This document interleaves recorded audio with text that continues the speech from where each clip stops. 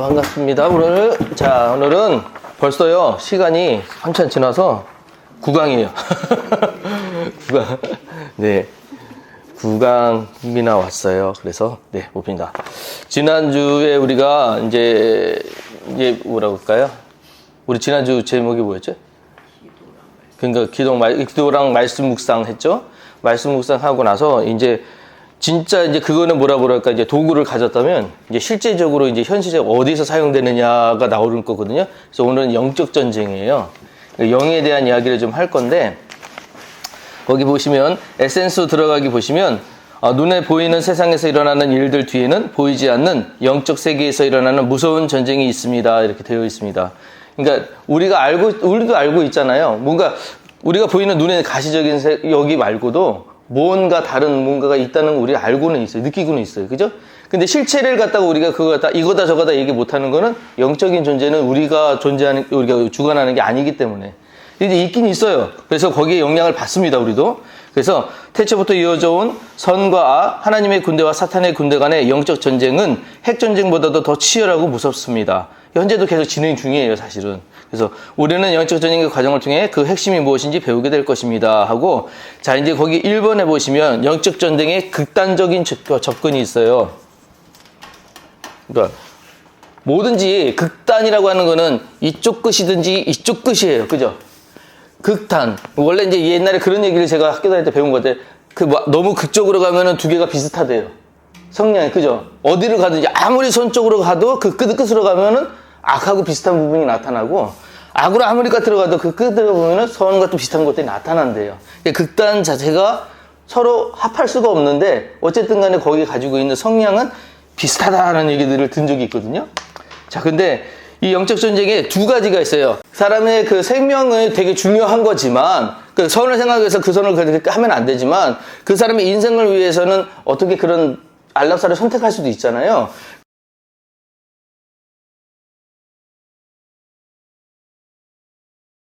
그러면 이게 어떤 게 더 선이냐라고 봤을 때 그 위에 선이 있고 그보다 못한 선이 생길 수가 있다는 얘기예요.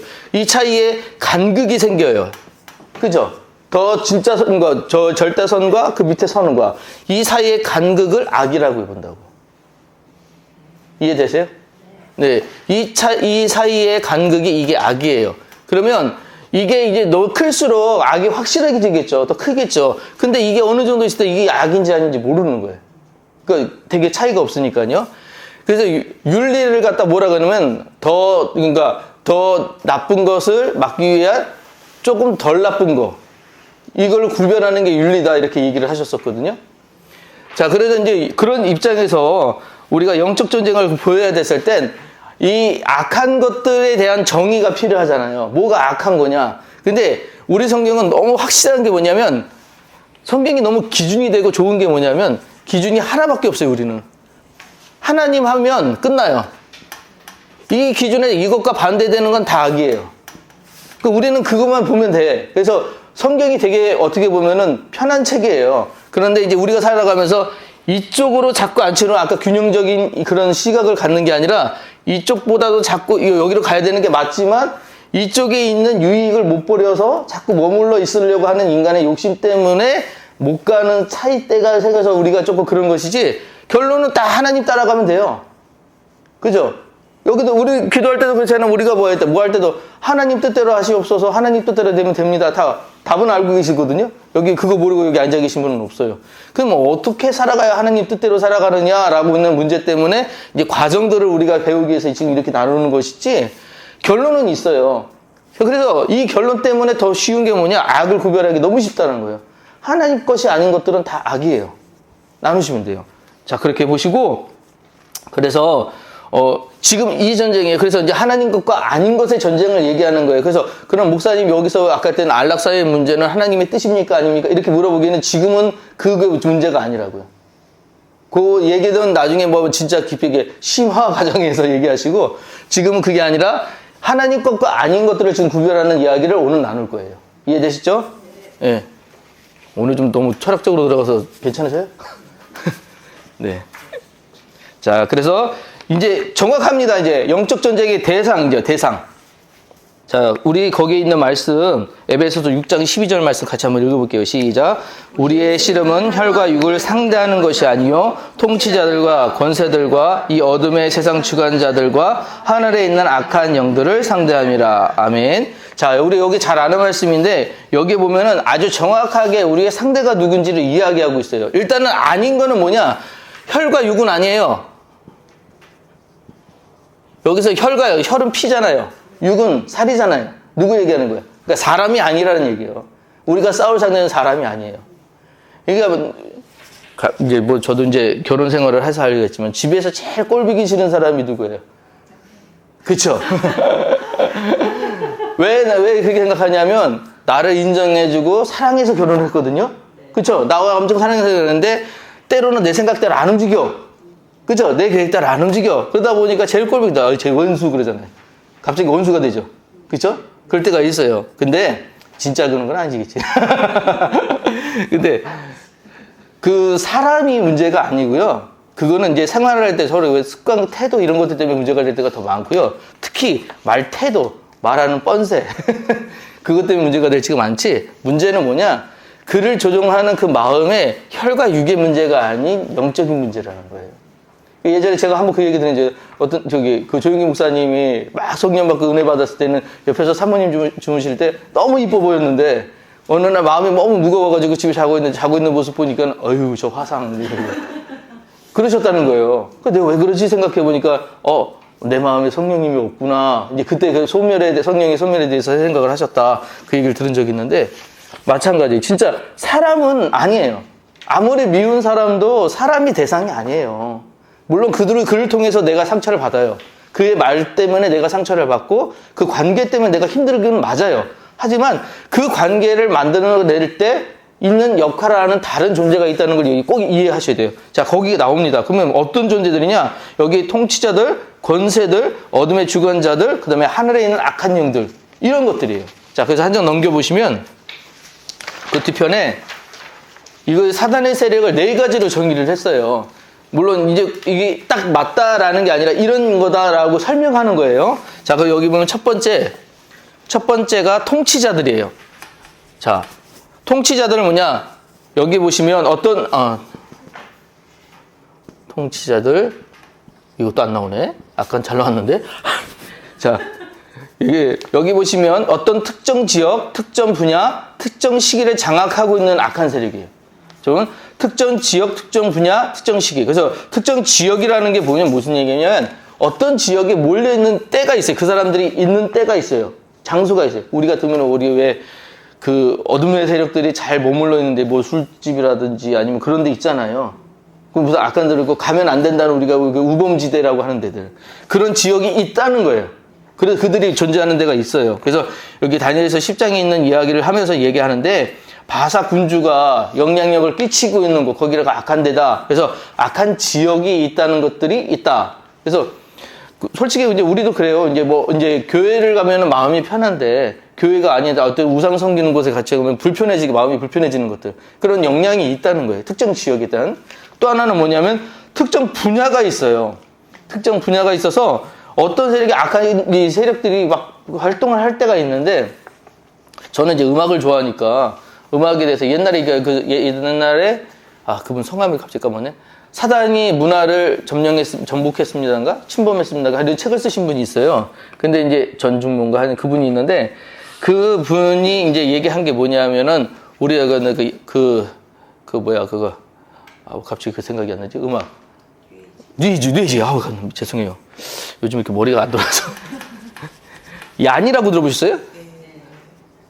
이분이 한국 왔을 때 엄청나게 센세이션이었거든요. 그래서 나는 이제 이분이 왜 센세이션이냐면 건반 연주자인데 내가 그때 그 건반 악기를 굉장히 좋아했거든요. 혼자서 10대를 치더라고. 차놓고 혼자서 10대 치고 그거 보고 와 엄청 좋다고 해서 이분 음악도 저희가 찾아서 듣고 막 그랬는데 어느 날 이제 갑자기 어떤 목사님이 뉴에이지에 대해서 설명을 하시는 거예요. 그래서 나는 이게 너무 좋아서 음악을 들었는데 내가 듣고 있던 게 뉴에이지다. 그래서 뭐라고? 이게 왜 뉴에이지인가요? 뉴에이지가 뭐냐 그랬더니 새로운 시대라는 거잖아요. 그래서 이들이 중학하는 건 뭐냐? 이거 어떤 뭐에 집중하는 게 아니라 인간 본성에 집중을 해야 된다 해가지고 음악을 들으면 다 이거 되게 차분해요. 조용하고 뭔가 이렇게 명상할 수 있게끔 만들고 뭐 그런 음악들이 많아요. 그래서 뭔가 몽환적이라는 거 아시죠? 그렇게 빠져들게 하고. 그렇게 해서 난 그게 좋은 건 줄 알았는데 나중에 그 음악을 들은 사람들이 뭐 자꾸 뭔가 포기하게 되고 안 하게 되고 뭔가 열심도 안 되게 되고 그런 쪽으로 자꾸 마음이 흘러가는 거예요. 왜 그런가 나중에 알아봤더니 이 뉴에이지의 영향이었던 거죠. 그러니까 어떤 분야, 그래서 왜 이 음악 하나만 우리가 잘 들어도 좋은 음악을만 들어도 사람이 막 기분이 업되고 막 그러잖아요. 음악 하나가 하는 영향이 큰데 그것처럼 이런 분야를 갖다가 사단이 공격할 때가 있어요. 때로는 이게 어떤 뭐 진짜 정치가 될 수도 있고요. 경제가 될 수도 있고 공격할 수 있는 그런 분야들이 많다는 거예요. 그래서 여기도 나오는데 저기 음악 타락시킨다는 얘기를 한 게 이때가 우리가 그게 많아서 그랬던 것 같아요. 60년대부터 마귀들이 미국 젊은이들의 음악을 망가뜨렸습니다. 그래서 막 락 음악들 막 그랬었잖아요. 그런 것도 혹시 안 해? 막 그 사단 문양 만들어가지고 그림 붙여놓고 막 그랬던 거. 예. 저도 그런 걸 본 적이 있어서 그거 하면 안 된다 막 그러고 있었는데 그게 이제 한때 우리나라 들어오면서는 이제 뭐 그 미국의 문화가 쏟아져 들어오면서 이게 선진 문화다라고 잘못 오해가 돼가지고 그걸 갖다 막 부각시킨 적도 있거든요. 그래서 TV 방송에서 막 락 음악 하고서 거기서 막 옷 벗고 찍고 이런 것들을 가감 없이 보여준 적도 있었어요. 우리나라에서. 나중에는 이제 심의회가 생겨서 그래도 그나마 이제 저기시키고 했지만 어쨌든 간에 그걸 받아들인 청소년들이 얼마나 충격이었을 텐데 그거를 완충해줄 역할을 안 하고 그냥 내보냈다는 것 자체가 굉장히 큰 위험이었다는 것이죠. 자, 또한 특정 시기가 있어요. 시기. 그래서 때로는 특정 시기에 집중해 어둠의 역사가 일어나기도 합니다. 그래서 이제 미국 얘기를 이분이 많이 하시는데 미국에서 60, 70년대에 그 사단의 기승을 부리는 시기였습니다. 그리고 그때가 이제 히피 문화가 있었잖아요. 그 히피 문화를 이야기하시는 거고 이제 어떤 시기를 또 집중해서 이야기하냐면 10대와 20대 얘기를 해요. 아유, 이거 안 나오네, 또. 완전히. 10대와 20대 얘기를 하는데, 10대와 20대 얘기를 하는 이유가 있어요. 10대, 20대 때 여러분 생각해보면, 여러분이 가지고 있는 가치관의 가장 많은 부분에 영향 끼친 게 10대와 20대예요. 그쵸? 내가 어렸을 때 좋아했던 거, 젊었을 때 내가 잘 하고 싶었던 거, 이런 게 목표가 되고 방향이 돼가지고 성장한 부분이거든요. 다 우리가 그렇잖아요?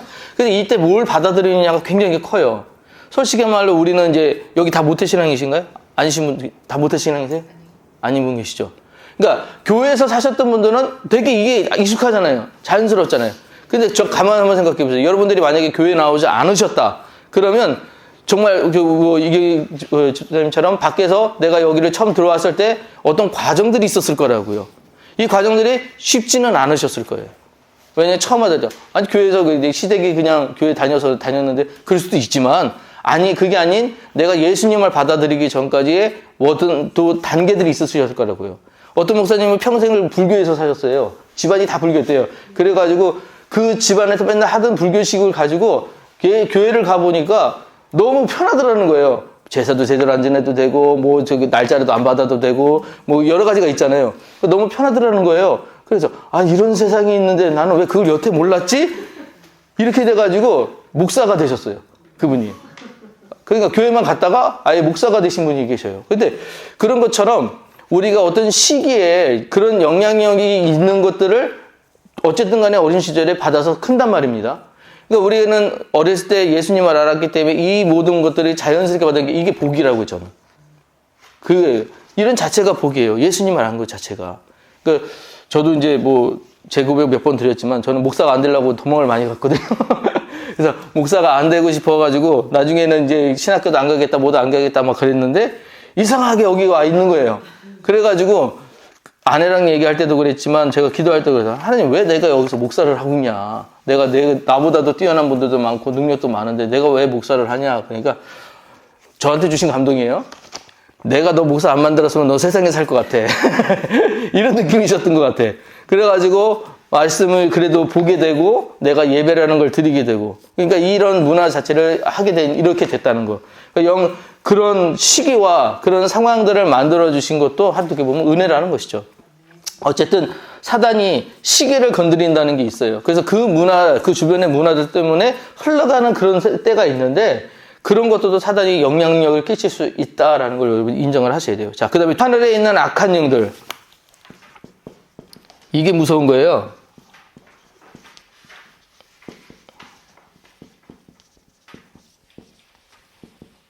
정말 여러분들이 아셔야 되는 건 아직은 예수님이 재림하지 않으셨어요. 그죠? 그러니까 지금 우리가 어떤 세상이냐? 어둠의 세력이 지배하고 있는 세상 아래에 살고 있어요. 지금은 하늘 권세 잡은 자가 이 세상에 지배를 하고 있어요. 그러다 보니 악한 존재와 우리가 너무 뭐라 그럴까요? 딸로 이렇게 해서 구별돼서 사는 것이 아니기 때문에 영향을 받을 수밖에 없다고요. 그래서 자꾸 이들이 사용하는 방법들이 뭐냐? 유혹이에요. 자꾸 넘어지게 하고 하나님께 못 가게 하고 어쨌든 간에 자기들이 이 땅에 있는 동안은 왕노릇 해야 되잖아요. 그러니까 믿는 사람들뿐만 아니라 안 믿는 사람들도 자꾸 유혹해서 넘어뜨리고 그들에게 힘들게 하는 이유는 뭐냐면 어쨌든 간에 자기들이 지금 살고 있는 이 세상에서 자기들의 기반을 튼튼해야 되니까. 근데 이게 어떤 특정 분야가 아니라는 게 문제인 거예요. 하늘에 있잖아요. 어디나 영향을 끼치고 있다는 게 큰 문제예요. 근데 이 영향력이 넘어가면 어떻게 되는 거예요? 그러면 실패해요, 진짜. 끝나게 되는 거예요. 그래서 정말 감사한 건 하나님이 그래서 우리한테 말씀과 기도를 주셔서 이들로 하여금 대적하게끔 힘을 주셨다는 거예요. 그런 능력, 이거 아니었으면 우리는 그냥 솔직한 말로 여기서 예수님 이름 못 들었다. 우리가 하나님을 몰랐다. 그러면 여기서도 계속해서 제사 드리고 그냥 그런 악한 영들에게 섬기고 살았을 거 아닙니까? 그죠? 우리에게 정말 큰 복을 주신 거예요. 자, 그 다음에 5번째 사탄. 너무 정확해요. 그죠? 악한 거면 여보에 그냥 대명사. 예수님 반대 그냥 사탄이에요. 그래서 옛날에는 예빼 막이라고 했고, 자, 이런 사탄이 뭐냐? 계속해서 유혹한다는 거예요. 계속해서 유혹한다. 자, 그걸 기억하시고 넘어가셔야 돼요. 자, 그래서 이제 이 사탄이 우리에게 가지고 있는 목표가 있대요. 첫째가 뭐예요? 거기 보면 첫째가 복음 전파를 방해해요. 그러니까 복음이 뭐예요? 복음 얘기를 어떻게 하셔야 되냐면 복음 자체가 묶인 게 풀린 거예요. 지금 우리는 다 어디에 묶여 있었느냐? 사단의 권세에 묶여 있었어요. 그런데 복음을 듣는 순간 그게 풀어지는 거예요. 그래서 복음을 들은 사람들은 자유하게 돼요. 복음을 들은 사람들은 그 말씀 때문에 괴로웠던 것들을 해결하게 돼요. 모든 것들에. 그래서 풀리는 것들이 복음인데 저는 복음을 우리 청년들한테 그렇게 가르쳤어요. 하나님은 사랑이세요. 절대 선이세요. 하나님은 어떤 순간에도 선이세요. 그러면 하나님 지금 우리에게 나올 때 하나님의 결정이다라고 했을 때는 내가 지금 불편한 상황, 내가 조금 힘든 상황이어도 하나님이 하시는 거다라고 할 때는 그건 선한 일이라고. 이 얘기를 할 때 조금 어려운 게 뭐냐면 그럼 난 너무 지금 힘든데요? 고난스러운데요? 고통을 주는데요? 하나님 왜 나한테 고통을 원하세요? 아니요. 그게 아니라 하나님이 고통을 선택하셨을 때 얼마나 속상하시겠어요? 우리가 자녀들 길러보시면 알겠지만 자녀들에게 때로는 얘들이 견뎌내야 될 시간들이 있잖아요. 그러니까 뭐 이제 조금 낮은 것부터면 학업 중에 있는 애들이라고 그러면 시험 공부하면 시험 과목을 공부해야 되는 그 견뎌내야 되는 시간이 있는 거잖아요. 그죠? 근데 자기가 그걸 견뎌내지 못했어요. 그러면은 시험을 못 보겠죠. 망치겠죠. 거기부터 시작을 해서 진짜 우리가 견뎌내야 되는 시간은 우리가 알 수는 없지만 이보다 더 심각하면 내가 어떤 병이 생겼어요. 뭐 어떻게 의학적으로도 해결할 수 없는 병이 생겼어. 하나님이 나 좀 고쳐주세요 그러는데 안 고쳐주셔요. 그럼 이게 선이에요, 악이에요? 나한테는 악이라고 느껴지지만 하나님 뜻으로 볼 때는 하나님의 선이에요. 그걸 믿으셔야 돼요. 내가 아픈데요? 그래서 예전에 제가 굉장히 친했던 형이 있는데 이 형이 그 특수부대 출신이에요. 특수부대 출신인데 이제 그 부대를 제대를 하고 군무원으로 다시 들어서 항공대를 들어갔어요. 그래서 거기서 이제 아침마다 군인들 뛰니까 같이 막 뛰었대요. 뛰었는데 막 뛰는데 갑자기 코피가 이렇게 나오더래요. 근데 웬만하면 코피가 멈추잖아요. 그래서 안 멈추더라는 거예요.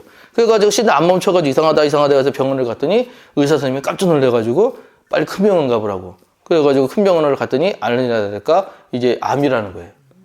그래가지고 성모병원에 이제 서울에 있는 여의도에 있는 성모병원에 입원을 했어요. 제가 그 마포에서 그때 체육관을 하고 있었거든요. 그래서 거기 옆에 있으니까 나 병원에 왔어 그래가지고 무슨 일이야 그랬더니 나 이래 왔어 병원에 왔어 그래가지고 걱정이 되는 마음에 제가 끝나자마자 그 형한테 넘어갔어요. 그 병원에 넘어가가지고 딱 만났는데 형을 보는 순간에 눈물이 나는 거예요. 그 튼튼했던 사람이 갑자기 환자복 입고 그래가지고 질질질 끌고 나오는데 그래가지고 넘어가가지고 막 눈물이 나가지고 이거 어떻게 된 거야? 그래서 막 얘기했더니 갑자기 날 보더니 야 너 왜 울어 그러는 거예요. 그래서 아니 형이 암이라며.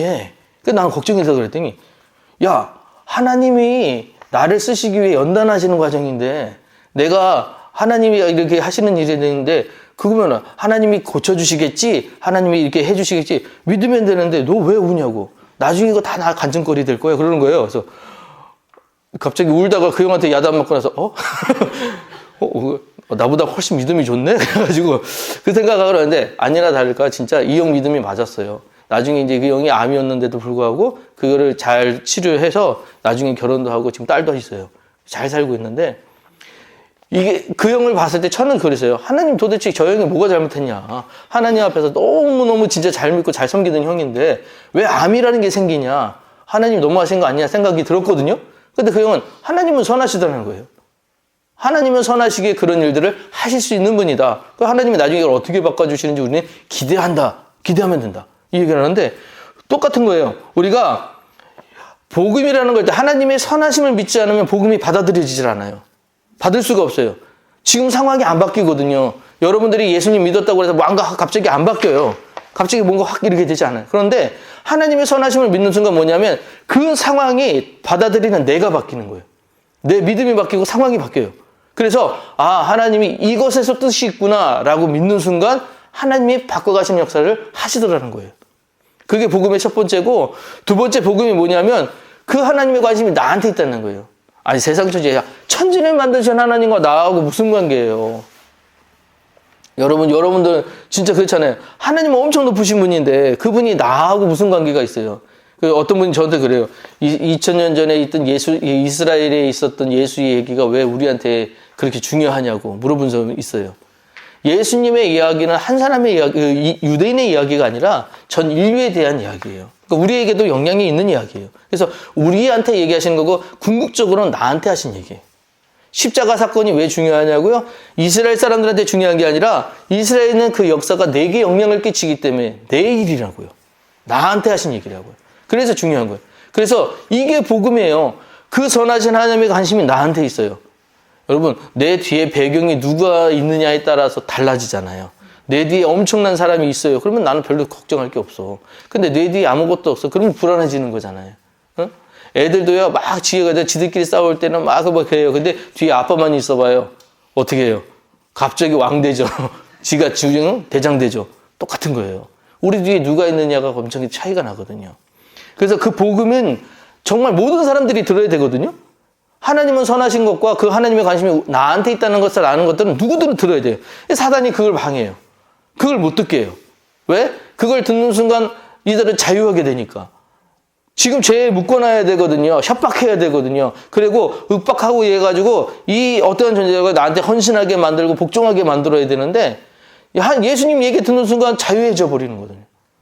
풀어져 버리니까 안 된다는 거예요. 그래서 사단이 복음을 방해해요. 그래서 여기 보면 이 천국 복음이 모든 민족에게 증언되기 위하여 온 세상에 전파되리니 그제야 끝이 오리라. 이게 하나님 계획이에요. 예수님을 통해서 우리에게 계속 복음을 주시고 이스라엘 땅에만 그것을 묶어두신 것이 아닌 계속해서 이전하고 해서 그 사도행전 이후에 계속 디아스포라가 일어났잖아요. 디아스포라 아시죠?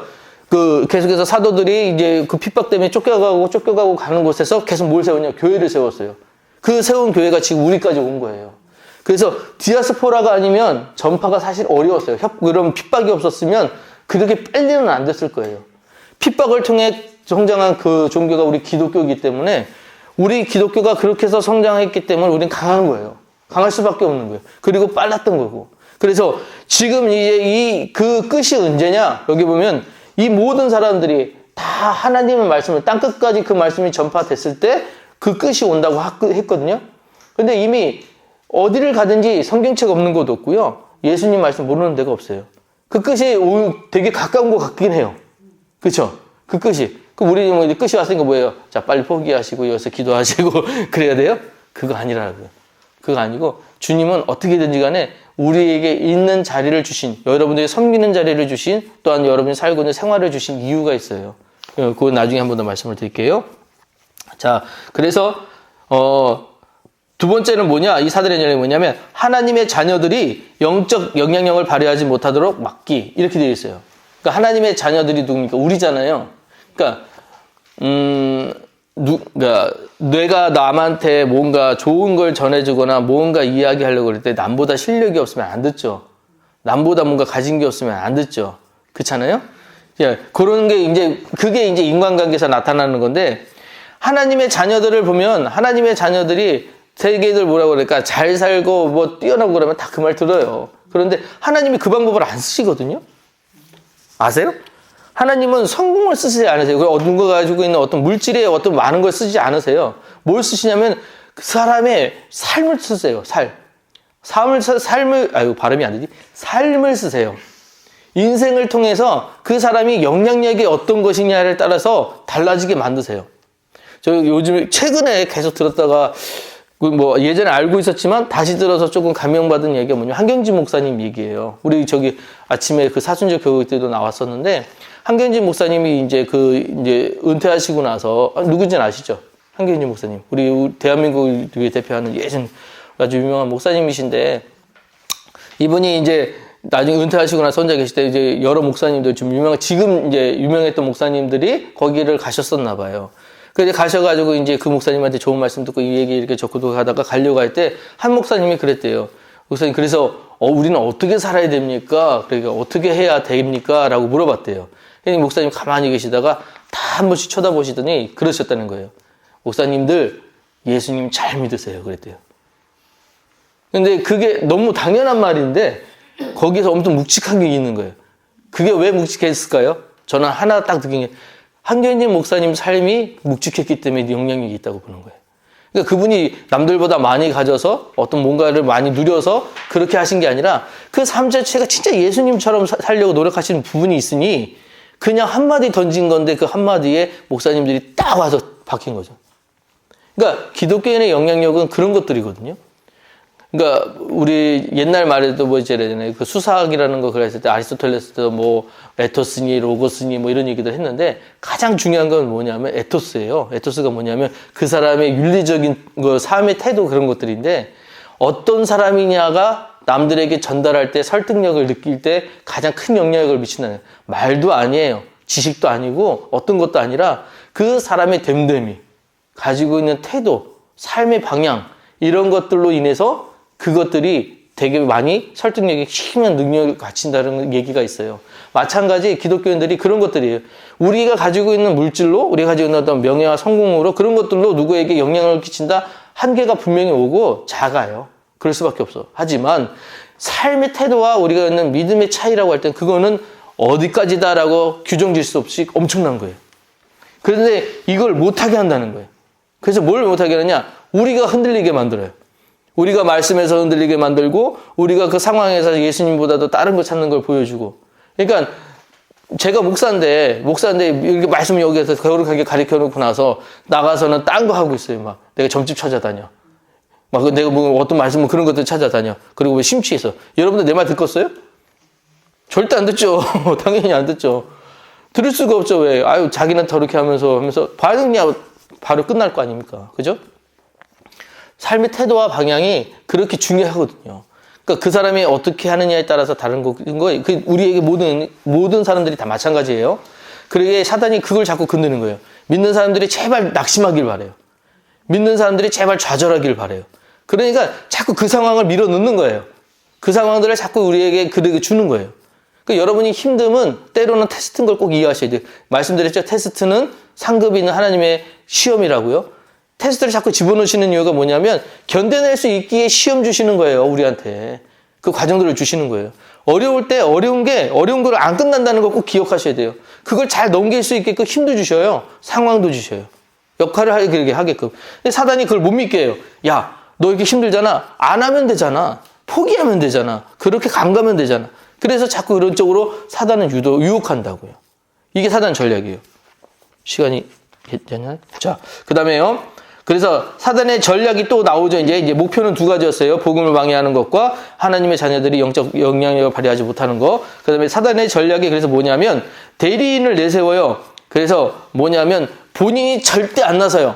사단은 그 모습이 있고 그 역할이 있기 때문에 나오면 사단인 줄 알죠. 나쁜 거니까 알죠. 그러니까 사단이 아닌 것처럼 하고 나와요. 이거 옛날에 체육관 할 때 옆에 어떤 학원 하시는 분이 저희하고는 좀 떨어진 동네예요. 옆에 동네인데 이분이 수학학원 선생님이셨어요. 그 원장님. 근데 그렇게 아침마다 골목을 쓸어요. 그리고 골목을 쓸어가지고 동네 그 상권에 있는 사람들이 야, 저분 진짜 성실하다 그랬어요. 아, 저 성실하다 그러고 이제 친해지고 이제 말도 놓고 해가지고 5년 동안은 이분이 계속해서 그 앞을 쓸은 거예요. 5년을 하기 쉽나요?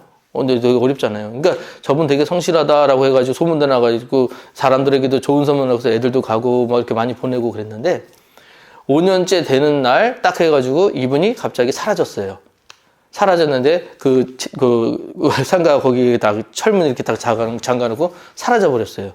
알고 봤더니 그 5년 동안 그렇게 사람들과 친분을 쌓으면서 이 사람한테 돈 빌리고 이 사람한테 돈 빌리고 돈 빌려가지고 다 해가지고 한 대 날렸는데 몇십억이 몇백억인가 그랬어요.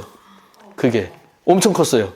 그리고 어떤 분은 아파트 청량받은 거 청량도 맡겼어요. 그래서 그것까지 날렸어요. 다 날려가지고 5년 만에 잡았는지 내가 그때 거기 있을 때는 못 잡았어요. 못 잡았는데 생각을 해보세요. 5년 동안 그 성실한 얼굴로 사람들에게 친근하게 대해져가지고 5년이나 그랬으니 사람들이 봤을 때 이제 좋은 사람이다라고 믿었을 거 아닙니까? 그러니까 돈도 빌려줬겠죠. 그죠? 그렇게 했겠죠. 근데 결국 그 속에는 계속 5년 동안 뭔가 언젠가 내가 튀어야지. 언젠가 가지고 날라야지. 얼마나 악한 마음을 가지고 5년을 살았겠습니까? 그죠? 예? 근데 사단이 그런다는 거예요. 사람이라고. 처음에는 광명한 천사처럼 보여요. 그렇지만 그의 전략은 뭐라고요? 어쨌든 간에 사람은 망치는 거예요. 망하게 하는 길로 가는 거예요. 그래서 그런 좋은 것들을 자꾸 내세우는 대리인을 세우는 거예요. 사단이 그런 역할을 쓴다는 거예요.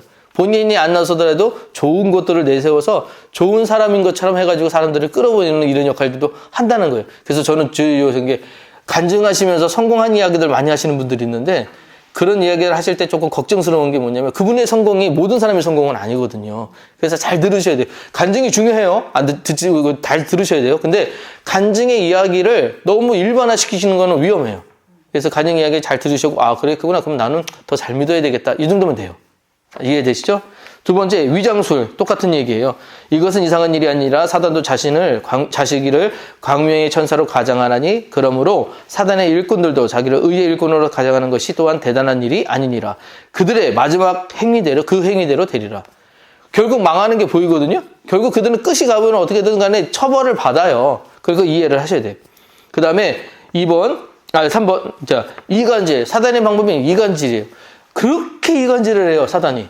어떻게 하냐면, 진짜 좋아서 막 교회 다니면서 되게 친했던 분들이 있는데, 어느 날 갑자기 싸워서 가보면은 별거 아니야. 별거 아닌데 그걸로 싸워가지고 서로 진짜 중내사내 하고 싸워요. 어떤 분들은 20, 30년 싸우는 분도 있어요, 계속. 진짜요, 똑같은 거예요. 이쪽 가서 얘기를 해보면은 저희가 잘못했대. 저희 가서 얘기하면 이가 잘못했대. 얘기 들어보면 내가 보면은 둘 다 똑같은 얘기 하고 있어요. 다 자기가 맞다는 얘기. 아니에요. 그러니까 이간질을 하는 영이 있어요. 그 문제가 아니라 그로 하여금 날 무시해? 날 이렇게 만들어? 이 마음을 자꾸 부추기 해가지고 상대방으로 하여금 날 좀 인정해야 되는데 그렇지 못해? 너 나 무시해? 이런 마음들을 자꾸 키우는 거예요. 그거 아니라. 사단이 그걸 되게 잘 써요. 그 다음에 4번. 너무 정확하죠? 거짓말. 거짓말이에요. 사단은 거짓말을 왜 할 수밖에 없냐? 지가 거짓의 압이거든. 거짓의 압이라고 하는 거예요. 모든 거짓말은 거기서 나오는 거예요. 모든 거짓말. 선한 거짓말은 오늘 얘기 안 할 거예요. 예? 이거는 오늘 얘기 안 하고 넘어갈게요. 자, 그래서 이 거짓말하는 애가 뭘 얘기냐? 자, 5번 거짓말 다음에 5번에 생각의 영역으로 공격하면서 요한복음 13장 2절 말씀 시작. 마귀가 벌써 시몬의 가룟 유다의 마음에 예수를 팔 생각을 넣었더라. 우리 공부하면서 제가 몇 번 드렸던 얘기예요. 사단은 생각을 건드려요. 생각 속에 집어넣어요. 그래서 악한 생각을 자꾸 집어넣어서 사실은 가룟 유다가 예수를 팔 생각으로 절대 그렇게 예수를 팔아넘기지 않았다라고 하는 것들이 많은 신학자들의 통설이에요. 왜냐하면 왜 예수님이 처음에 가지고 있었던 그 사고와 나중에 있던 그 행위가 다르니까 가룟 유다가 거기에서 마음이 상해서 정신 차려라라는 의미로 해서 예수님을 팔아넘겼을 것이다 라고 하는 게 가장 많은 그 신학자들의 통설이에요. 무슨 얘기 이해가 되세요? 그러니까 처음에는 예수님이 이 세계를 로마 정권을 정복시키고 다른 좋은 세상을 만들 걸 줄 알고 왔어요. 가룟 유다도 열심당원이거든요. 그러니까 무력으로 내가 이 세상을 갖다 뒤집어야 된다라고 생각을 가지고 있던 사람이 있기 때문에 예수님이라면 그런 역할을 할 줄 알았어요. 근데 예수님이 제자들 모아놓고 뭔 얘기를 하셨냐면 나 이제 십자가에서 죽는다. 이제, 그러면 니네들이 이제 내 양들을 맡아야 된다. 뭐 이런 얘기들을 하셨을 거 아니에요. 거기 실망을 한 거예요. 예수님이 죽으면 끝나는데, 안 되는데. 그래서 저 생각을 막아야 되겠다라는 생각으로 예수님을 팔아 넘겼다라고 생각을 하는 거예요. 그런 이야기들이 많아요. 근데 그렇기 때문에 마지막에 회개하고 대제사장한테 가서 돈을 집어 던졌다는 거로 그렇게 이야기들이 맥락이 이어진다라고 얘기를 하거든요. 근데 그렇지 않았기 때문에 어쨌든 예수님은 그 십자가에 돌아가셨기 때문에 우리가 대속의 제물로 예수님을 섬길 수 있는 것이고 우리가 지금 죄에 대해서 자유할 수 있게 된 것이기 때문에 예수님 생각은 달랐던 거잖아요. 근데 마귀의 생각은 야 그렇게 저걸 막아야 돼 이거였을 거 아니에요. 십자가 사건 막아야 돼. 저거만 있으면 우리 다 그러니까 그 생각을 집어넣어서 너 실망시킬 거야. 너 망하게 할 거야. 너 그렇게 하면 안 된다고 예수님 빨리 막아야 돼. 이 생각을 집어넣었을 거라고요. 본인은 맞게 생각했다고 생각했을 거예요. 본인은 바르다고 생각했을 거예요. 하지만 그 생각이 잘 하셔야 되는 게 뭐냐. 생각이 내가 하는 게 다 옳은 것은 아니잖아요. 그 위험성을 잘 생각하셔야 된다는 얘기예요. 자, 그 다음에요. 6번. 영적 지도자와 교회를 공격해요. 그러니까 대개들 사단이 공격하는 게 뭐냐면 밑에부터 안 쳐요. 위에부터 쳐요. 그래서 뭐 이제 영적 지도자들면은 목사님이라든지 장로님이라든지 이런 뭔가 어떤 구성체를 가지고 있고 구성체 리더가 되는 사람들을 먼저 치기 시작을 해요. 왜냐하면 그래야 밑에가 쉽지거든요. 그래서 여러분들이 꼭 우리 목회자들을 위해서 기도해 주셔야 되는 건 뭐냐면 저 사람들이 계속 하나님을 위해서 잘 섬기고 유지될 수 있도록 이거 꼭 지켜주세요라고 여러분 기도해 주셔야 돼요. 그거 진짜 중요한 기도예요. 그렇지 않으면 목사들도 유혹 많아요. 목사들도 많고 장로님들 없겠어요? 권사님들 없겠어요? 다 있어요. 근데 그 유혹에서 이길 수 있는 힘은 내가 이겨야지 못 이겨요. 이따 뒤에 한번 나도 말씀드리겠지만 내가 구원의 갑옷을 입고 뭐 의의 흉배를 메고 다 해가지고 내가 이길 거야. 못 이겨요. 안 돼요. 절대로. 그래서 여러분 꼭 기도해 주시기를 부탁을 드립니다. 자, 그러면 이제 이에 대해서 우리가 대응하는 대응 전략이 필요하잖아요. 사단은 이런 건지 알았어요. 그죠?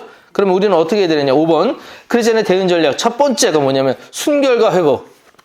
좀 김 빠지지 않으세요? 좀 싸워야 될 것 같은데. 순결의 회복? 그러면 이거 순결과 회복 이거는 좀 약하지 않나? 아니요. 이게 제일 중요해요. 이거 제일 중요해요. 그래서 너는 이스라엘 자손의 온 회중에게 말하여 이르라 너희는 거룩하라 이는 나 여호와 너희 하나님이 거룩함이니라. 거룩이란 단어 아셨죠? 설명해 드렸죠? 거룩이란 단어는 구별입니다. 구별. 그래서 뭐와 구별해요? 이제 그렇게 하는 악한 행동들과 다 구별하기 시작하는 거예요. 이 구별을 하기 위해서 가장 필요한 게 뭐냐? 하나님 말씀이라고 그랬어요. 말씀으로 자꾸 나를 구별시키는 거예요. 그래서 그렇게 말씀으로 무장된 교회를, 그렇게 말씀으로 무장된 성도를 사단이 굉장히 무서워한다는 거예요. 알고 있으니까, 자기의 방법을 알고 있으니까. 그래서 때로는 사단도 말씀을 이용을 해요. 예수님한테 시험할 때 말씀 가지고 왔잖아요. 하나님의 아들인데 거기다 대고 말씀으로 이렇게 했단 말이에요. 그러니까 말씀을 얘도 너무 잘 알아. 그런데 그 뉘앙스와 그 의미에 대해서는 모르는 거예요. 속이는 거지. 그래서 그런 것들을 잘 이해하셔야 돼서 진짜 말씀 깊이 공부하셔야 돼요. 말씀 잘 읽으셔야 돼요. 그래서 주 여호와의 말씀이니라 이스라엘 족속아 내가 너희 각 사람에게 행한 대로 심판할지라 너희는 돌이켜 회개하고 모든 죄에서 떠날지라 그리한즉 그것이 너희에게 죄악의 걸림돌이 되지 아니하리라. 말씀 그대로 내가 순결하고 거룩한 쪽으로 살려고 하면 그게 나중에 뭐가 되느냐? 내가 심판대에 서거나 아니면 죄의 길에 들어갔을 때 구별하게 되는 유일한 게 된다는 거예요. 그러니까 우리가 뭘 가지고 있느냐 아무 중요하지 않다니까요. 우리가 뭘 하고 있느냐 중요하지 않아요. 어떠한 마음으로 어떻게 살고 있느냐가 훨씬 중요해요. 그죠? 그 얘기를 지금 하는 거예요. 그래서 사단이 우리를 뒤에 보면은 사단이 우리를 붙잡는 틈새는 회개하지 않는 죄들과 정리하지 못하는 옛사람의 잔재들입니다. 나는 여러분들이 예수님을 잘 믿겠습니다고 얘기한 순간부터 여러분들은 뭐냐? 이미 구별되기 시작한 거예요. 그 생각부터. 그러면 거기부터 가면 돼요. 근데 사단은 못 공격하지 아세요? 너 과거에 이랬잖아. 너 이전에 이런 거 했었잖아. 자꾸 죄를 끄집어내요. 그래서 자꾸 죄책감을 갖게 해요. 난 그래서 안 되는 사람이구나. 난 그래서 못 했구나. 내가 뭐라고. 이렇게 만든다고요. 근데 하나님은 절대로 과거를 얘기하지 않으세요. 지금부터 현재가 되게 중요하세요. 현재로 인한 뭘 얘기하냐? 미래를 꿈꾸게 하시는 게 하나님이세요. 그게 굉장히 중요합니다. 자, 그래서 이렇게 우리가 그러면 순결을 회복할 수 있는 유일한 방법이 뭐냐? 2번이에요. 주님과의 교제입니다. 주님과 교제. 주님과 교제한다는 건 여러 가지가 있겠지만 기도하고 말씀이 제일 중요해요. 그거 하시면 돼. 아유, 목사님 방법이 너무 쉽다니까. 안 쉬워요. 죄송한 말씀이 안 쉬워요. 기도. 유기성 목사님은 쉬지 말고 기도하라는 것 때문에 이제 계속 그 운동하고 계시잖아요. 생각으로도 기도하고 늘 24시간 기도하는 거, 그거 운동하고 계시잖아요. 말은 24시간 기도한다고 하지만 24시간 기도 해보셨어요? 절대 안 됩니다. 여러분 5분도 기도 힘드시잖아요. 그죠? 5분에서 하나님 내가 이게 문제 있습니다. 도와주세요. 그랬더니 그 다음 뭐 기도하지? 기도의 제목 찾고 어떤 거 찾고. 기도를, 그러니까 나중에 한 번 더 말씀드릴 텐데 여러분 기도는 내가 하는 게 아니라 기도가 되는 거예요. 기도가 되게 돼요. 그래서 여러분 지금 하나님 이거 뭐예요? 묻는 순간 기도의 거리들이 쫙 펼쳐지기 시작을 해요. 나중에 한번 말씀드릴게요. 네, 그래서 우리는 순결의 회복 그렇게 해가지고 주님과 교제하는 것들이 필요하다. 그 다음에 하나 하셔야 될 게 뭐냐? 이제 여러분들 이건 우리가 해야 되는 거예요. 예수 이름의 권세를 믿는 거예요. 이거 믿으셔야 돼요. 아까 뭐 귀신 얘기했잖아요. 귀신 났을 때 어떤 분이 저한테 그런 얘기 했어요. 그러면은 귀신이 막 나를 쥐고 흔들려고 할 때 어떻게 해야 되느냐고 물어봐요. 그래서 그거에 흔들리면도 영이기 때문에 육을 절대로 건드지 못한다 그랬는데 그래도 불안하면 어떡합니까? 저 걱정되는데 어떡합니까? 그러시길래 제가 얘기했어요. 예수 이름으로 물러가라 그러면 다 간다고. 그래서 얘기를 했더니 진짜 주무시는데 좀 눌리셨나 봐. 가위 같은 것도 눌리시고 뭐 영적으로 좀 힘드셨나 봐. 그래서 너무 힘들어서 예수 이름으로 물러가라 그랬대요. 그랬더니 갑자기 풀리더래요. 그러니 경험을 하시고 나서 목사님 말 맞았다고. 그러니까 여기서 뭐 이런 얘기를 그러니까 개인적인 경험이라 드리긴 하지만 축사 사역이 있어요. 그래서 아니면은 옛날 강화 같은 경우에는 그런 분들이 있거든요. 진짜 귀신 들려오는 분들이 있어요. 그러면 저는 이제 그때 어렸기 때문에 그런 걸 못하지만 아버님 귀신하는 축사하는 거 할 때 이제 같이 옆에서 이렇게 찬송해줘라, 기도해줘라 해가지고 들어가서 보면은 눌려가지고 엄청 힘들어요. 너무 힘들어요. 그러면 이제 거기다 이제 기도해 주시고 해서 귀신이 떠나가잖아요? 사람이 얼굴이 바뀌어요. 진짜 바뀌어요. 그래서 너무 편안해지고 그들이 보이면서 무슨 향기가 난대. 무슨 향기가 목사님이 향수 뿌리셨냐고 뭐 그런 얘기도 해요. 무슨 향기가 난대. 저는 그런 것까지 경험은 못 해봤지만 어찌됐든 간에 사단이라고 하는 존재가 그렇게 뭐라고 그럴까 사람들을 하여금 신호 잡았을 때 하나밖에 없었어요. 예수 이름으로 물러가라 하니까 가더라는 거예요. 그걸 경험을 했어요, 저는. 그래서 그런 걸 벗기 때문에 능력이 있다는 걸 믿어요. 예수 이름에 능력이 있다는 걸 믿어요. 이건 나만 믿는 게 아니라 여러분도 다 믿으셔야 돼. 어떤 상황이 됐든 힘든 상황이 됐든 예수 이름이면 이긴다. 절대 영적인 게 여러분들을 건들지 못해요. 할 수 없어요. 그걸 꼭 아셔야 돼요. 자, 그리고 4번 또 이제 중요한 겁니다. 함께 싸우기 그렇게 돼 있어요. 맨 밑에 있습니다. 함께 싸우기. 저는 이런 공동체가 되게 중요하다고 생각하는 게 뭐냐면 공동체가 모여가지고 이렇게 말씀을 배우고 가는 게 아니라 나중에 서로 생각하고 우리 성경 길라잡이반 하면은 서로 들어와서 같이 기도해 줄 수 있는 것들을 나누고 이런 것들을 할 수 있는 공간이 생긴 거잖아요. 장소가 생긴 거잖아요. 이런 것들이 난 너무 귀해요. 저 예전에 한번 말씀드린지 모르지만 저는 이제 저를 위해서 기도해 주는 분이 진짜 어머니밖에 없거든요. 이제 누나가 날 기도한다고 해도 잘 안 믿어요. 예, 사모님이긴 하지만 예, 아무리 기도한다고 할 때 내가 그랑 살아온 시간들을 봤을 때 열심히 기도 안 해줄 것 같아. 근데 어머니는 내가 믿어요. 왜냐면 나한테 목숨 거는 것까지 봤기 때문에 목숨 걸고 하시는 것까지 봤기 때문에 어머니는 믿어요. 근데 어머님이 약해질수록 내가 늘 불안해요. 아유 저러다가 먼저 하나님이 부르시면 이제 누가 날 위해서 기도해 주지? 이런 생각들이 드는데 여러분 누가 이렇게 옆에서 나를 위해 기도해 준다 엄청 큰거예요. 그래서 당신이 지쳐서 기도할 수 없고 그 찬양 있잖아요. 그 찬양처럼 그거 얼마나 복이에요. 그게 여기예요. 여기 있는 사람들이 얼마나 귀합니까? 그죠? 함께 갈 수 있을 때 힘이 돼요. 함께 나눌 수 있을 때 능력이 돼요. 그 점을 꼭 기억하셔서 여기 있는 사람을 귀하게 여겨주시길 바라요. 자, 그 다음에요. 어디 갔죠? 넘겼죠? 그 다음에, 네. 자, 그래서 이제는 뭘 해야 되느냐? 이제 성경에 있는 이야기를 갖다가 하나씩 좀 풀어드릴게요. 그러면 이제 하나님의 전신갑주라는 거 많이 들어보셨잖아요. 하나님의 전신갑주. 이것도 이제 설명인데 그냥 읽으시면 아는 거니까 그냥 이거나 나중에 읽어보시는데 자, 이렇게 진리의 허리띠 이거 매야 됩니다. 의의 호신경 이거 가져야 됩니다. 평안의 복음의 신 이거 신어야 됩니다. 이거 아니에요. 제가 말투가 달랐죠? 이거 아니에요. 진리의 허리띠가 되는 것은 말씀이 중심이 돼야 됩니다. 의의 호신경 이걸로 마음의 방패가 되어야 됩니다. 가슴에 보호장이 되어야 됩니다. 평안의 복음의 신 말씀으로 하여금 내가 어디를 갈 수 있는 이런 힘을 가지셔야 됩니다. 이런 것들이에요. 이렇게 느끼셔야 돼요. 그래서 믿음의 방패 내가 뭔가 지키기 위해서는 믿음이 필요합니다. 이렇게 읽으셔야 돼요. 이걸 가져야 되는 게 아니고 소위의 개념이 아닌데 야 기도하셔서 이번에 우리 진리의 허리띠를 매야 됩니다. 의의 호신경 가지셔야 됩니다. 막 이렇게 부르는 데 있어요. 이거 아니에요. 그거 아니고 이렇게 돼요. 어떻게 되면? 말씀 믿으면 예수님 믿으면 이렇게 돼요. 그래서 어느 순간에 내가 막 좌절하고 흔들리고 그랬는데 어느 순간에 말씀이 내 허리띠가 되는 거예요. 저도 이제 태권도를 했기 때문에 예전에 태권도 할 때 가장 중요한 게 띠 매는 거거든요. 애들 오면서 할 때 띠를 매요. 그러면 어떤 애들은 리본으로 메고 와요. 이렇게. 태권도 띠를 리본으로 메고 오면 야 이거 누가 묶었냐면은 엄마가 묶어줬대. 그래서 엄마들은 모르니까 그럴 수 있어. 그래서 그러는데 띠를 왜 꽉 매는지 아세요? 띠를 꽉 매는 기압 넣으면 어디에 힘이 들어가요? 배에 힘 들어가죠. 배에 힘 들어가죠. 그래서 꽉 매면 배에 힘이 들어가는 순간 그 배에 힘 들어가는 게 단전에 기운을 줘요. 그래서 이렇게 하는 것들 기운을 줘요. 그래서 띠를 매는 순간 여기에 힘이 들어가기 때문에 꽉 매는 거예요. 그래서 띠를 꽉 매주는데 이 호식 여기도 마찬가지예요. 진리의 허리띠를 맨다는 건 이게 내 힘이 되는 거예요. 기반이 되는 거예요. 그래서 말씀이 진짜 중요하다는 거예요. 그리고 뭐 의의 호신경 뭐 이런 것들은 우리가 아시는 거예요. 예수님 믿으면 이게 왜 내게 의가 되는지 당연히 이것 때문에 여러분 잘못한 사람이 남한테 가서 잘하십시오 얘기 못 하잖아요. 거짓말하는 사람이 남한테 거짓말하지 마십시오 못 하잖아요. 그러니까 내가 의로운 사람이니까 그런 얘기를 할 수 있다. 이거 자체가 얼마나 큰 복입니까? 그죠? 그런 것들이에요. 그래서 평안의 복음, 뭐 믿음의 방패, 구원의 투구, 하나님의 말씀 이런 것들 다 같은 맥락에서 이걸 이해를 하셔야 된다는 얘기예요.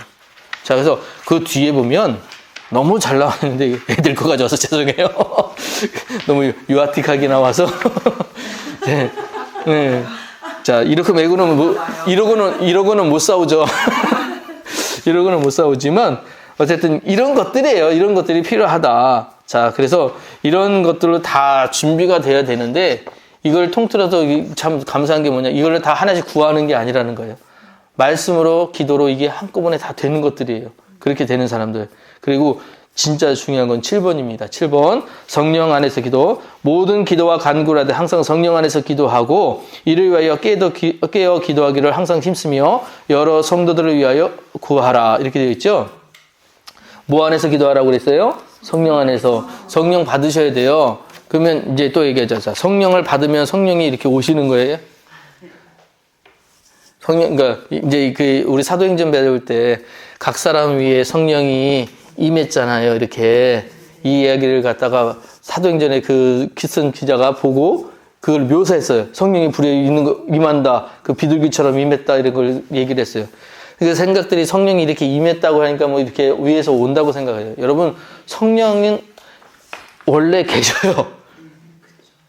여러분들이 성령을 느끼는 순간 거기 계신 거예요. 원래 계셨던 분이에요. 근데 우리가 뭐냐면 성령을 자꾸 소멸해요.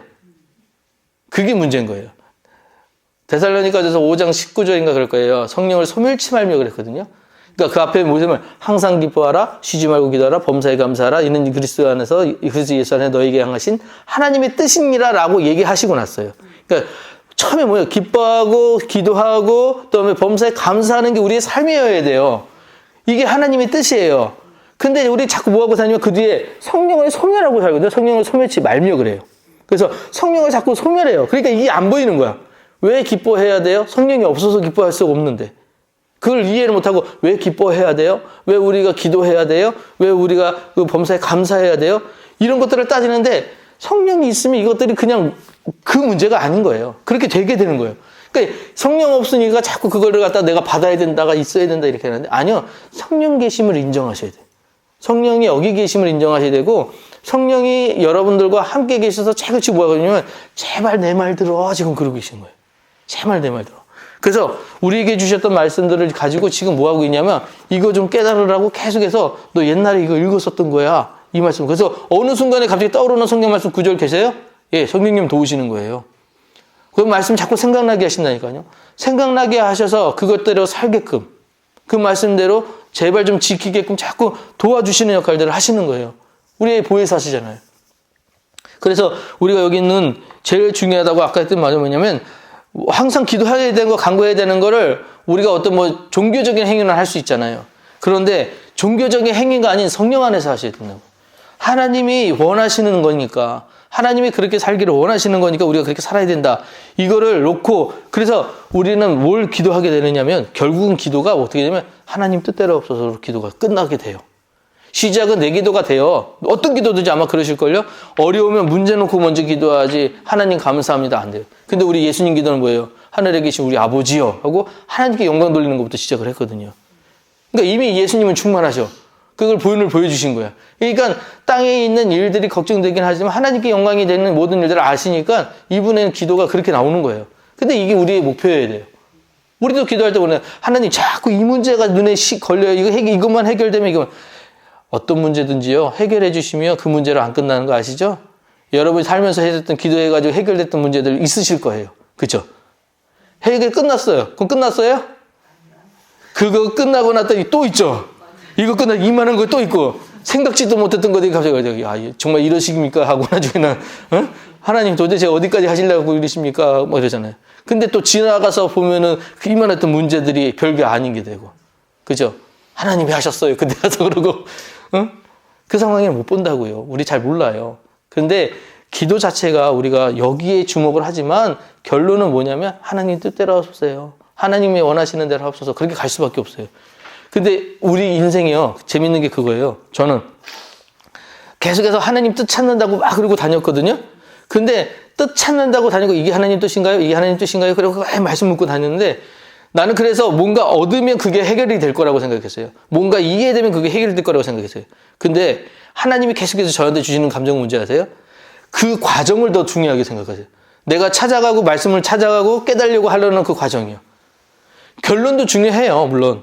그 과정 중에 내가 얻는 어떤 결론도 중요한데 말씀을 찾아가려고 했던 그러니까 얼마큼 하나님이 더 원하는 건 나랑 얼마나 더 친밀하냐예요.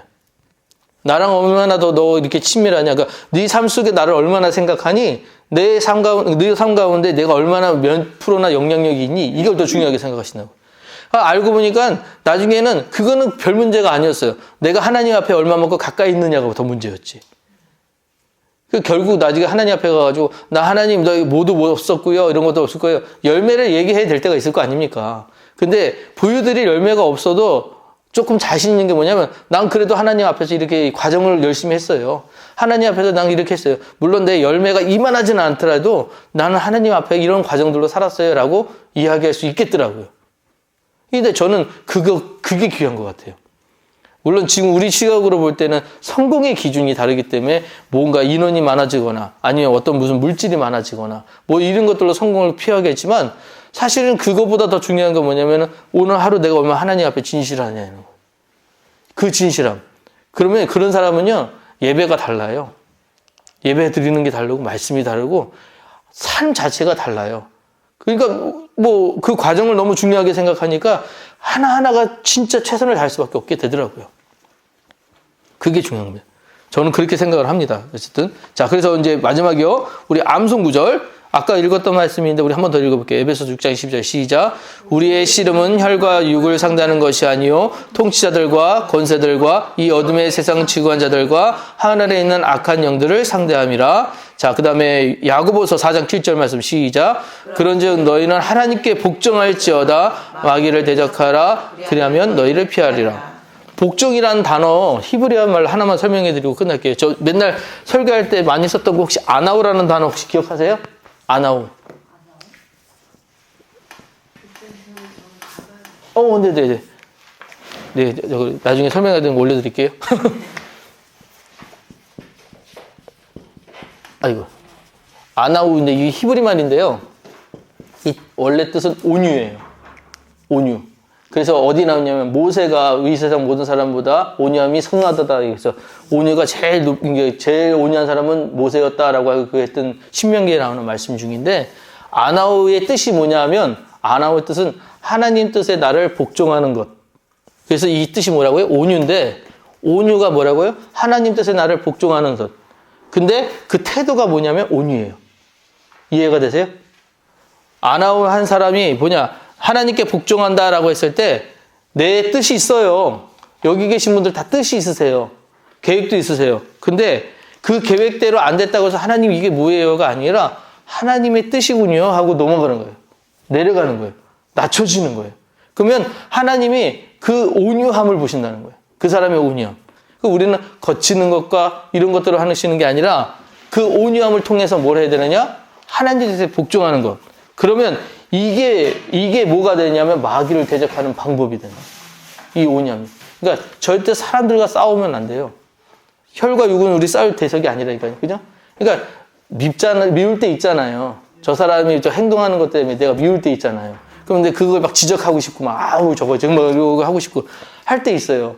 물론 이제 어떠한 우리가 옳고 그름을 그렇게 판결해야 될 때는 있으니까 서로 의견 나눌 때는 있지만 그런 것들을 할 때도 조차도 이가 너무 강할 때는 안 하는 게 좋아요. 나는 그 문제에 대해서 온유한 모습을 보여주는 게 낫다는 얘기예요. 왜? 하나님 뜻이 아나우였다면, 복종하는 거였다면 그 온유함을 보고 다른 사람들하고 누가 맞는지를 알 테니까.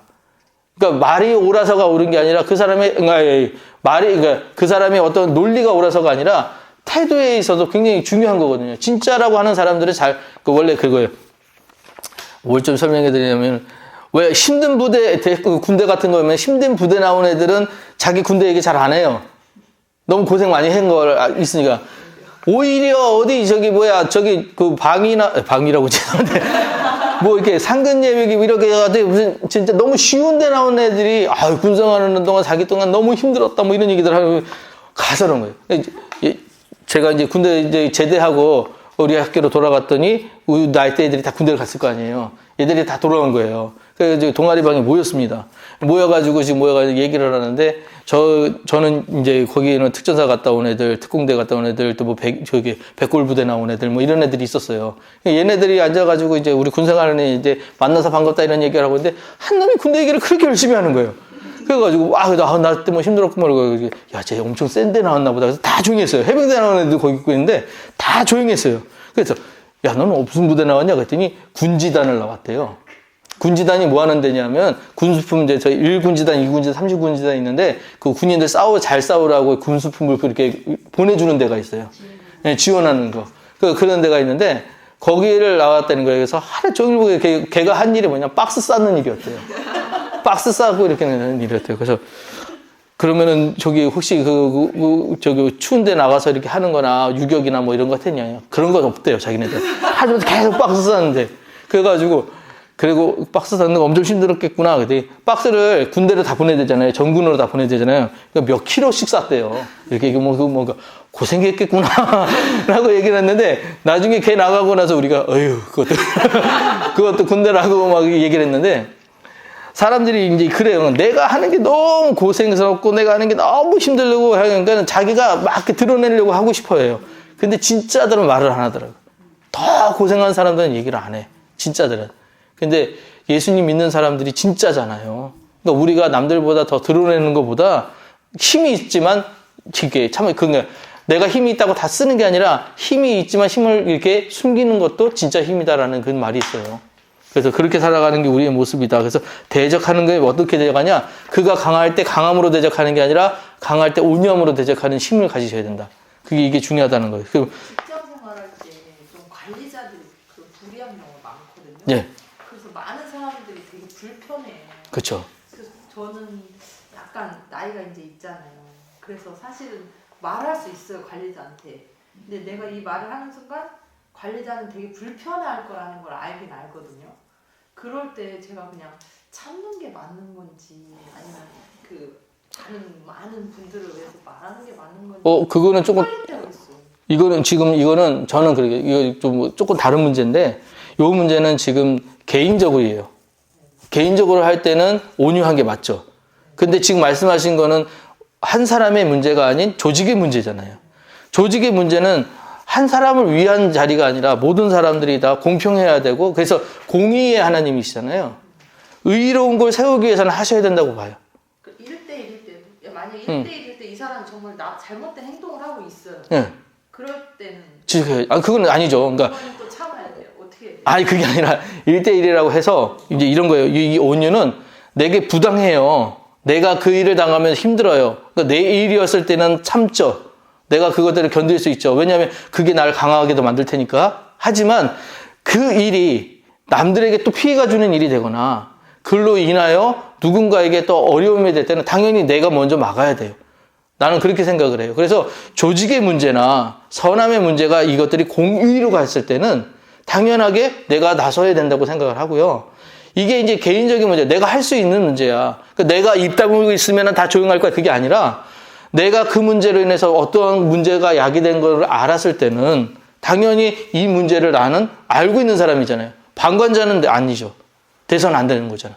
당연히 그 문제에 대해서 제기하셔야 되고 이거 아닙니다라는 것들을 하셔야 되는데 문제는 이제 그게 그 후에 관계가 어려워질 거예요. 상황도 어려워지실 거고. 근데 제 입장에 저는 그렇게 얘기를 해요. 상황과 여건들을 주관하시는 이도 하나님이시다. 내가 하나님 앞에 옳은 길을 간다면 하나님이 주변 정리해 주시더라. 그거예요. 그러니까 내가 내 마음에 내가 욕심으로 내가 저만 없으면 내가 여기서 편하겠다 해가지고 그렇게 한다고 했을 때는 문제가 되겠지만 그게 아니라 내가 저 사람한테 이런 얘기를 해서 상황이 바뀌어서 다른 사람들에게 의가 되고 득이 된다면 그렇게 해야 된다 생각합니다. 저는 그렇게 보는 입장이에요. 그래서 지금 아까 드렸던 요 말씀은 개인적이었을 때는 내가 이제 그것도 있어요. 또한 이야기를 할 때 옳은 이야기를 들을 때도 내가 윗사람이나 밑에 사람이다라고 했을 때는 이거를 어떻게 드리냐, 그러니까 무례하게 드리느냐와 또 이게 좀 겸손하게 드리느냐 좀 다른 차이가 있거든요. 그 겸손하게 드렸을 때는 내가 어떻게든지 간에 그분에게 이것들을 의견 전달하는 거잖아요. 그래서 말할 때는 좀 그런 태도는 좀 중요한데 이거 드렸잖아요. 이렇게 하셔야 되잖아요. 이건 아니잖아요. 이거는 아니잖아요. 우리가 자녀들한테 인정 못 받는 게 그거라면서요. 좋은 말도 무례하게 해서. 그래서 그 얘기 듣고 나서 저도 요즘 애들한테 얼마나 좀 무례하게 안 하려고, 아들아, 그러지 마라. 이러고 했더니, 그러지 말라고, 죄송하다고 막 내가 잘못하다 뭐 그러는데, 예, 그런 것들이 있는 거라고 생각을 해요. 그래서 이게 개인의 문제와 공의의 문제는 조금 다르게 보셔야 된다. 그게 약간 헷갈릴 때가 있어요. 상황이 막 극적일 땐 당연히 그런데 약간 애매한 상황이 좀 볼 때 상당히 고민될 때가 있어가지고. 저는 개인적으로 그래요. 내가 피해만 본다면 일단 내 선에서는 내가 그걸 막지만 누군가 나 아닌 돈 사람이 또 피해가 보는 상황들이 발생한다라고 했을 때는 이건 아니다. 그렇게 가서는 안 된다라고 생각하는 게 맞다는 거죠. 네. 없으신가요? 네. 그럼 오늘은 여기까지 하고요. 아까 말씀드린 대로 우리 나눴던 오늘 이야기들 중에 이렇게 그러니까 한 줄 평이라고 해야 되나? 한 줄 평들을 좀 쓰셔서 카톡에 좀 남겨주시길 바래요. 그래서 수업에 대한 피드백이 너무 없어서 제가 어떻게 해야 되나 지금 고민이 되게 많습니다. 그래서 피드백을 좀 해주시면 제가 좀 그걸 가지고 저기 하도록 하겠습니다. 네.